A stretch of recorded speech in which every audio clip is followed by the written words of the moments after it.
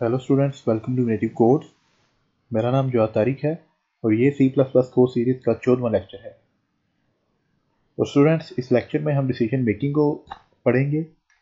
Decision making से मेरी ये मुराद है कि हम देखेंगे कि हमारा प्रोग्राम किस तरह डिफरेंट कंडीशंस की बुनियाद पे अपनी स्टेटमेंट्स को एग्जीक्यूट करता है। तो डिसीजन मेकिंग में हम सबसे पहले सिंपल इफ कंडीशन को देखेंगे, उसके बाद हम इफ एल्स कंडीशन को देखेंगे, उसके बाद हम नेस्टेड इफ एल्स कंडीशन को पढ़ेंगे और एट द एंड हम एल्स इफ स्टेटमेंट्स को पढ़ेंगे। तो सबसे पहले चलते हैं सिंपल इफ कंडीशन की तरफ। तो स्टूडेंट्स, सिंपल इफ कंडीशन आप अपनी रोजमर्रा जिंदगी से, मैं आपको एग्जांपल देता हूं कि आप अपनी जिंदगी में भी जो काम करते हैं, अक्सर काम आप किसी ना किसी कंडीशन से जोड़ देते हैं कि यानी अगर ये ऐसा हुआ तो मैं ये करूंगा, अगर ऐसा हुआ तो मैं वो करूंगा।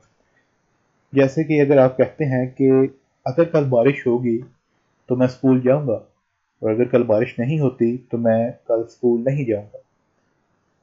तो आपने अपना स्कूल जाना जो है वो किसी ना किसी कंडीशन से जोड़ दिया। यानी अगर बारिश नहीं होगी तो मैं स्कूल जाऊंगा। तो जो बारिश नहीं होगी ये कंडीशन है।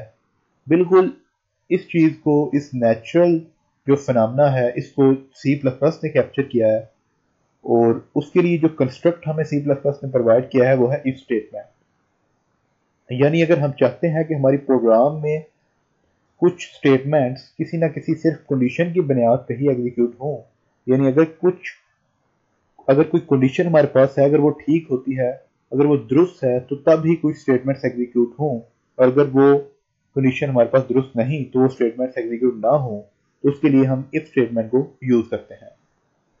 तो स्टूडेंट्स, इफ स्टेटमेंट जो है वो, उसका सिंटैक्स कुछ यूं है कि सबसे पहले हम इफ कीवर्ड यूज करते हैं, उसके बाद हम पैरेंथेसिस में वो कंडीशन देते हैं। जो कंडीशन जो है वो चेक होती है, और अगर कंडीशन हमारे पास ट्रू आ जाए तो फिर उस पैरेंथेसिस के बाद जितनी भी स्टेटमेंट्स हैं, अगर तो वो ब्लॉक के अंदर हैं तो वो पूरी की पूरी एग्जीक्यूट होंगी। अगर ब्लॉक के अंदर नहीं तो जो सिंगल स्टेटमेंट्स उस पैरेंथेसिस के बाद आती है सिर्फ वही एग्जीक्यूट होगी। एग्जीक्यूट होने से मेरी मुराद ये है कि उस कंडीशन की बिना पे एग्जीक्यूट होगी। तो अगर तो इस स्टेटमेंट के बाद सिर्फ एक ही मेरे पास लाइन है तो वो तो एग्जीक्यूट हो जाएगी। लेकिन अगर बहुत सारी लाइनें हैं, लेकिन वो लाइनें जो है, वो जो लाइन ऑफ कोड्स हैं वो ब्लॉक के अंदर नहीं, तो सिर्फ पहली लाइन जो है वो एग्जीक्यूट होगी। लेकिन अगर वो तमाम लाइन एक ब्लॉक के अंदर है तो फिर वो तमाम जो है ब्लॉक पूरे का पूरा वो एग्जीक्यूट होगा उस कंडीशन की बुनियाद पे, अगर वो कंडीशन ट्रू होगी तो जब ये कंडीशन ट्रू होगी तो वो सारी लाइन एग्जीक्यूट होंगी। तो वो लाइन एग्जीक्यूट होने के बाद जो हमारा एग्जीक्यूशन का जो फ्लो है वो इन ब्लॉक से बाहर आएगा या उस स्टेटमेंट से आगे जाएगा, और बाद में जो एंड में आने वाली जितनी भी स्टेटमेंट्स हैं वो सारी की सारी फिर एग्जीक्यूट करेगा। यानी वो कंटिन्यू करेगा प्रोग्राम की स्टेटमेंट्स को एग्जीक्यूट करना। तो प्रोग्राम एग्जीक्यूशन के बारे में मैं आपको स्टूडेंट्स बताना चलूँ कि सी प्लस प्लस में या किसी भी लैंग्वेज में जो हमारी स्टेटमेंट्स एग्जीक्यूट होती हैं वो लाइन बाय लाइन एग्जीक्यूट होती हैं। तो इफ स्टेटमेंट है, जो हमारे पास जो इफ स्टेटमेंट है वो जितने भी हमारे पास कोड है, जितना भी हमारे पास लाइन ऑफ कोड्स हैं, उनकी एग्जीक्यूशन को अल्टर करने के भी काम आता है। यानी एक फ्लो के साथ अगर आपकी जो एग्जीक्यूशन चल रही है, लाइन बाय लाइन चल रही है, तो अगर आप चाहते हैं कि एक खास कंडीशन की बुनियाद पे आप एक लाइन ऑफ कोड या ब्लॉक ऑफ स्टेटमेंट्स आप एग्जीक्यूट करवाएं, तो वो आपके एग्जीक्यूशन को भी अल्टर करेगी। तो खैर, मैं इसकी ज़्यादा डिटेल में नहीं जाऊंगा और हम सिर्फ सीधा चलेंगे डेव सी प्लस प्लस में, और वहां पे मैं आपको इफ स्टेटमेंट का एक डेमो दूंगा ताकि ये आपको अच्छी तरह से समझ आए, क्योंकि ये बहुत ही इंपॉर्टेंट टॉपिक है सी प्लस प्लस का। तो यहाँ पे इफ स्टेटमेंट हम देखेंगे कि वो किस तरह काम करती है। सबसे पहले आप कोई भी वेरिएबल डिक्लेयर कर लें, और नंबर स्टूडेंट्स आपने देखा कि मैंने डिक्लेयर कर लिया। और नंबर को डिक्लेयर करने के बाद मैं कोई ना कोई ऐसी कंडीशन लगाऊंगा। फर्ज कीजिए कि मैं कंडीशन ये लगाता हूँ कि अगर मेरा नंबर 10 से छोटा है फिर जो मेरी स्टेटमेंट्स हैं वो एग्जीक्यूट हों, और अगर नंबर 10 से बड़ा है तो फिर वो एग्जीक्यूट नहीं होंगी। तो सबसे पहले इस कंडीशन के लिए मैंने आपको बताया था कि मैं इसका कीवर्ड लिखता हूँ, उसके बाद पैरेंथेसिस में मैं अपनी कंडीशन लिखता हूँ। तो यहाँ पे मैं अपनी कंडीशन लिखूंगा कि नम लेस देन 10।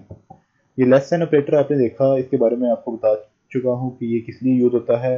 ये कंपैरिजन के लिए यूज होता है, और अगर नंबर जो मेरा है वो 10 से छोटा है तो जितनी भी स्टेटमेंट्स हैं वो एग्जीक्यूट होंगी, और ये जो ऑपरेटर है ये अगर नंबर 10 से छोटा है तो ट्रू रिटर्न करेगा, अगर नंबर जो है वो 10 से बड़ा है या 10 के बराबर है तो ये फॉल्स रिटर्न करेगा। तो यहाँ पे मैं लेस देन इक्वल टू लिख लेता हूँ, क्योंकि मैं चाहता हूँ कि मेरी कंडीशन जो है वो ट्रू हो। तो अब कंडीशन चेक होगी, कंडीशन चेक करने के बाद मैं चाहता हूँ कि मेरी स्टेटमेंट्स एग्जीक्यूट हों। तो यहाँ पे मैं नंबर को प्रिंट कराना चाहता हूँ, और उसके बाद मैं एक और स्टेटमेंट लिखता हूँ। वो स्टेटमेंट ये है कि यहाँ पे मैं लिख सकता हूँ कि this is my first decision making program.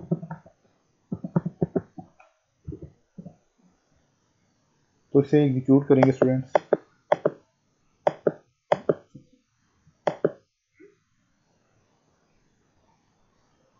तो आप देख सकते हैं कि 10 मेरे पास जो है वो प्रिंट हुआ है। इसका मतलब है कि मेरी कंडीशन जो मैंने लिखी थी वो बिल्कुल ठीक थी।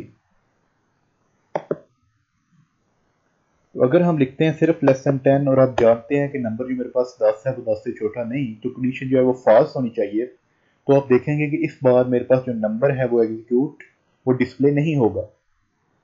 रन एंड कंपाइल पे क्लिक करूंगा मैं, और यहाँ देख सकते हैं कि नंबर मेरे पास कहीं भी प्रिंट नहीं हुआ। यानी इसका मतलब है कि जो वो पर्टिकुलर स्टेटमेंट थी वो एग्जीक्यूट नहीं हो सकी, क्योंकि कंडीशन ही मेरी दुरुस्त नहीं थी। तो ये तो सिर्फ एक स्टेटमेंट थी। तो मैंने आपको बताया था कि अगर सिर्फ इफ कंडीशन के बाद, इफ स्टेटमेंट पूरी के बाद अगर सिर्फ एक स्टेटमेंट आती है तो ब्लॉक के बगैर आती है, तो जो कंडीशन का जो इम्पैक्ट है वो सिर्फ उसी स्टेटमेंट पे होगा, उससे नेक्स्ट आने वाली स्टेटमेंट पे उसका इम्पैक्ट नहीं होगा। यानी आपने आगे देखा था कि नंबर जो मेरा वो 10 से छोटा था, लेकिन this is first decision making program, ये जो है वो प्रिंट हुआ आया था कंसोल पे। मैं दोबारा आपको दिखा देता हूँ एक बार। आप देख सकते हैं कंडीशन मेरी फॉल्स है, लेकिन फिर भी ये प्रिंट हो रहा है। उसकी वजह ये है कि इस कंडीशन का जो इम्पैक्ट है, इस स्टेटमेंट का जो इम्पैक्ट है वो सिर्फ उससे जो आने वाली एक लाइन है सिर्फ उस पर है। लेकिन अगर मैं इसके बाद ब्लॉक में इन दोनों स्टेटमेंट्स को ले आता हूँ, इन दोनों स्टेटमेंट्स को अगर मैं ब्लॉक में इंक्लूड कर देता हूँ, उससे इस कंडीशन का जो इम्पैक्ट है वो दोनों पे होगा। और अगर अब मैं कंपाइल एंड रन पे क्लिक करता हूँ तो आप देखेंगे कि मेरे पास कोई भी स्टेटमेंट एग्जीक्यूट नहीं होगी। आप देख सकते हैं कंसोल आपके सामने है, कोई भी स्टेटमेंट इसमें डिस्प्ले नहीं हुई। और इसकी वजह ये थी कि क्योंकि जितनी भी स्टेटमेंट्स हैं वो मैंने एक इफ ब्लॉक के अंदर रखनी है, और कंडीशन मेरी फॉल्स है, तो पूरे का पूरा ब्लॉक ही एग्जीक्यूट नहीं होगा।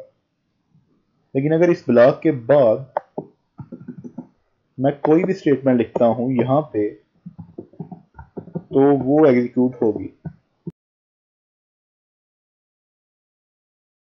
क्योंकि इफ स्टेटमेंट का जो इम्पैक्ट है, जब ये कंडीशन चेक होगी और वो फॉल्स होगी, तो उसके बाद आने वाला ब्लॉक तो एग्जीक्यूट नहीं होगा।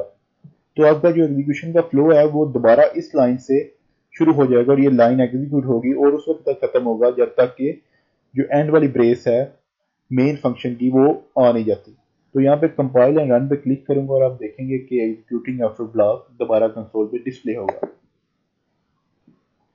तो ये आपने देखा। तो स्टूडेंट्स, उम्मीद है कि इस स्टेटमेंट की आपको समझ आ चुकी होगी। अगर आपको कोई दोबारा समझ नहीं आई तो इस लेक्चर को आप दोबारा सुने, क्योंकि ये एक इंतहाई इंपॉर्टेंट टॉपिक है। और आज मैं सिर्फ इस लेक्चर में, इस ट्यूटोरियल में यहीं अपना लेक्चर वाइंड अप करूंगा, और नेक्स्ट जो इफ के बाद जो इफ एल्स स्टेटमेंट है वो इंशाल्लाह अगले लेक्चर में हम देखेंगे। So stay tuned with us and keep watching innovative codes. Thank you.